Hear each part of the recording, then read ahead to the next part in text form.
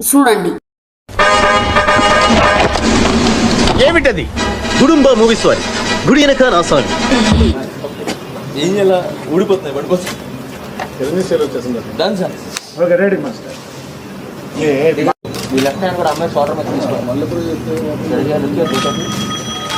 చూడండి అక్కడ ఏముందో మీకు చేసి.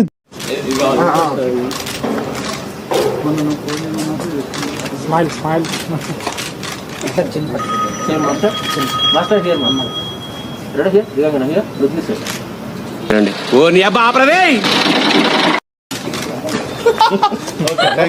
10 మంది చెప్తాం మేము.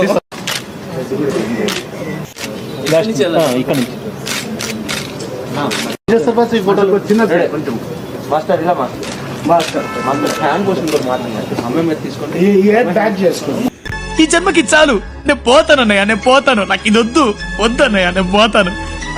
జానీ మాస్టర్ గత కొంతకాలంగా తనను లైంగికంగా వేధిస్తున్నాడంటూ ఓ మహిళ పోలీసులకు ఫిర్యాదు చేసింది. ఈ రోజు జానీ అని నాకంటే పెద్ద బ్యాట్స్మెన్ వచ్చాడు కదా. అది పెద్ద బ్యాట్స్మెన్. మానవత్వం ఉందా? బుద్ధి ఉందా? బుర్రుందా? దీంతో హైదరాబాద్ రాయదుర్గం పోలీసులు అతనిపై పలు సెక్షన్ల కింద కేసులు నమోదు చేశారు.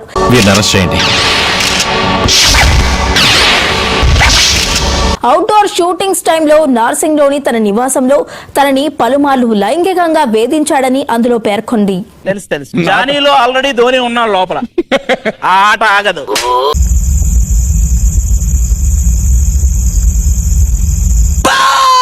Johnny Johny yes papa, eating missions yes papa, no papa. ఆ ఆట ఆగదు. సరే నో పప్ప. Open your WhatsApp.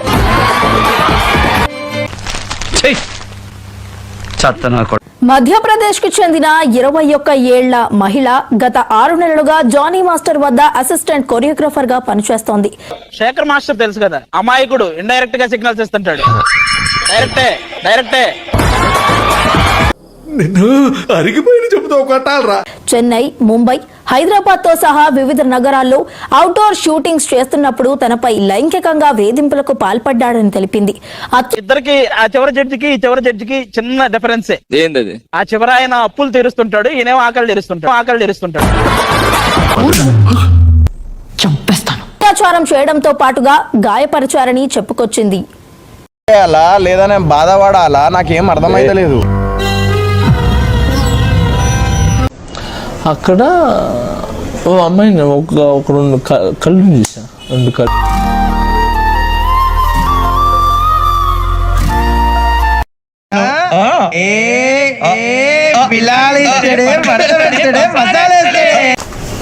ఐశ్వర్యలాగా ఉంటాయి కళ్ళు.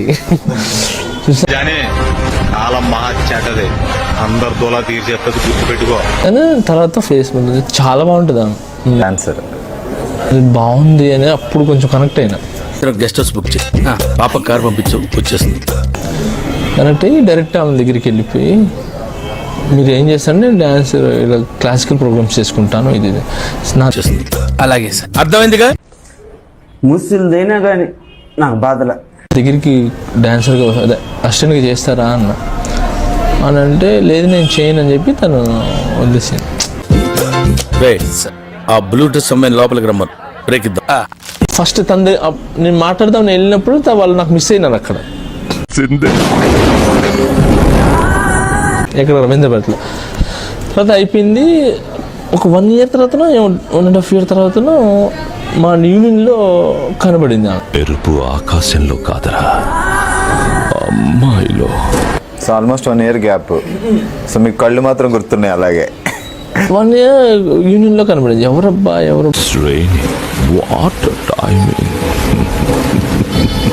ఎవరబ్బా అని చూస్తే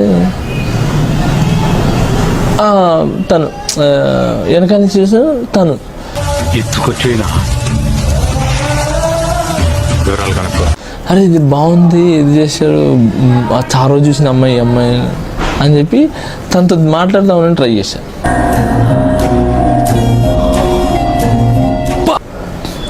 మాట్లాడదామని ట్రై చేశాను. అప్పుడు మిస్ అయిపోయింది. నాకు మిస్ అయిపోయి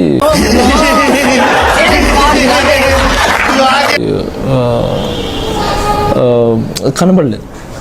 తర్వాత ఇంకా నేను నా పని చేసుకున్నా. తర్వాత రఘు మాస్టర్ దగ్గర ఎవరి దగ్గర అసిస్టెంట్కి రఘు మాస్టర్ గణేష్ మాస్టర్ దగ్గర మీ కష్టం పగవాడికి కూడా రాకూడదు గురుగారు. మరేరా డాన్సర్గా చేశాను. ఏంటి మీరు డాన్సర్గా వచ్చారు అంటే నాకు ఇంట్లో ప్రాబ్లమ్స్ ఉన్నాయి, దానివల్ల వచ్చాను. వాళ్ళ ఇంట్లో ఏమైందిరా? సంథింగ్ అది పర్సనల్ వాళ్ళకి. సో దానివల్ల తను వచ్చింది అని అంటే, సరే నా దగ్గర చేస్తారు అసిస్టెంట్గా అంటే మాకు నమ్మకం లేదు ద్వారా ఏమనుకో. చేస్తాను అని ఇంకా అప్పుడు తను అసిస్టెంట్కి తీసుకున్నప్పుడు ఇంకా అక్కడ వేరే ఆలోచన ఉంది.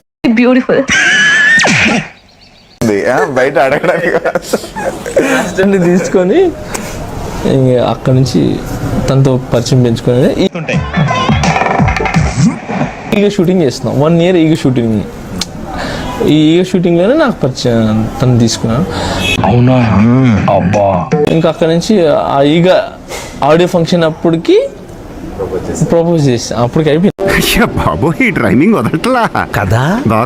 ప్రపోజింగ్ అయిపోయి ఆడియో ఫంక్షన్ అప్పటికి పీక్లో ఉన్నా. అంటే ఇంకా మేము ఇద్దరు డిసైడ్ అయిపోయినాం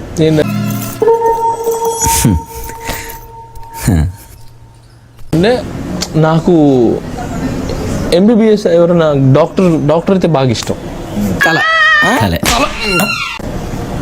డాక్టర్ ఏదైనా చదువుతున్నా ఏదైనా, ఎందుకంటే అది దేవుడి తర్వాత దేవుడు అంటారు.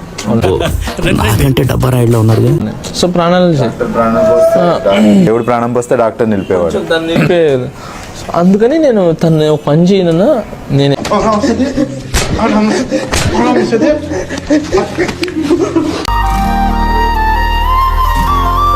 సాయం చేసే విషయంలో మాజీ ముఖ్యమంత్రి శ్రీ వైఎస్ జగన్మోహన్ రెడ్డి గారి గురించి చెప్పి తగలడు. ఇంటికి కూడా ఎప్పుడు బిచ్చం వేయని తండ్రి కొడుకులు గౌరవనీయులు చంద్రబాబు నాయుడు గారు, లోకేష్ గారు సన్నాయి నొక్కులు చూస్తుంటే అవ్వాలో ఎడవాలో అద్దకాని పరిస్థితి. 2 ఎకరాలు ఎడవాలో అద్దకాని పరిస్థితి. 2 ఎకరాల నుంచి 2 లక్షల కోట్లకి పైగా సంపాదించుకున్న చంద్రబాబు నాయుడు గారి సుదీర్ఘ రాజకీయ జీవితంలో ఆయన అని అన్నాడు సార్. ఎంత మందికి సహాయపడ్డారు అనేటువంటి ఒక విషయాన్ని ఒక్కసారి వివరిస్తే ప్రజలు కూడా తెలుసుకుంటారు. 5 minutes later. చంద్రబాబు నాయుడు గారు ఎంతో మందికి, తాను ప్రతిపక్షంలో ఉండి కూడా లోకేష్ గారు చంద్రబాబు నాయుడు గారు ఎంతో మందికి సహాయం చేశారు. దీనికి మీరు ఏమంటారు సార్? అది తెలుసుకోండి. మీకు తెలియకపోతే కొన్ని వివరాలు చెప్తాం. మీరు వివరించండి అని అడిగారు కదా, చెప్తాం. ప్లీజ్ వరద బాధితులకు కానీ అది ఇప్పటి వరకు ప్రజలకి జగన్మోహన్ రెడ్డి గారు ఏం సాయం చేశారు అని మాట్లాడుతున్న మేధావులందరూ దయచేసి కళ్ళు తెరిచి చూడండి, చెవులు రిక్కలు విరుచుకుని వినండి. టీడీపీ కూటమి ప్రభుత్వం అధికారంలోకి వచ్చిన తర్వాత మీ పార్టీ గూండాలు రాష్ట్రంలోని వైఎస్ఆర్సీపీ నేతలు కార్యకర్తలపై హత్యలు, ఆస్తి విధ్వంసాలు, దాడులు చేశారు. ఈ విషయం మీకు కూడా తెలుసు కదండి. ఈ క్రమంలో గాయపడ్డ, నష్టపోయిన 200 మందికి పైగా బాధిత కుటుంబాలకు వైఎస్ జగన్మోహన్ రెడ్డి గారు సాయాన్ని అందజేశారు. గుడి దగ్గర చెవులో పువ్వులు పెట్టుకుని చాలా మంది ఉంటారు, వాళ్ళకి చెప్పుగా. అలాగే ఇటీవల విశాఖపట్నంలోని ఒక ఫార్మా కంపెనీలో జరిగిన పేలుడులో 17 మంది చనిపోతే ఒక్కొక్క కుటుంబానికి 5 లక్షల రూపాయల చొప్పున జగన్మోహన్ రెడ్డి గారు ఇవ్వడం జరిగింది. అంతేకాకుండా అదే పేలుడు ఘటనలో 41 మంది గాయపడితే ఒక్కొక్కడికి 1 లక్ష రూపాయల చొప్పున సాయాన్ని అందజేశారు. ఎప్పుడు ఏం మాట్లాడాలో తెలియదు. కనపడలేదా అండి మీకు సాయం? మొన్న విజయవాడను వరదలు ముంచెత్తితే వరద బాధితులకి 1 కోటి రూపాయల సహాయాన్ని అందించారండి. నిన్ను కొట్టినా కుక్కను కొట్టినా ఒకటే. అలా సహాయం చేసి చేతులు దులిపేసుకోలేదు. ఈ రోజుకి కూడా వరద బాధితులకి అవసరమైన నిత్యావసర వస్తువులు, వాటర్ బాటిళ్లు, పాలు పంపిణీ అయ్యా బాబు ఈ డ్రైవింగ్ వదలట్లా కదా, బాగా మోటివేట్ చేశారు. చేస్తూనే ఉన్నారు. ఇక పులివెందుల్లోని వెంకటప్ప స్కూల్లో ఎంతో మంది పేద విద్యార్థులకు ₹1 ఫీజు కూడా తీసుకోకుండా చదువుని చెప్పిస్తున్నారు. ఎంతో మంది మూగా చెవిటి పిల్లలకు కాక్లియర్ ఇంప్లాంట్ ఆపరేషన్స్ చేయించారు.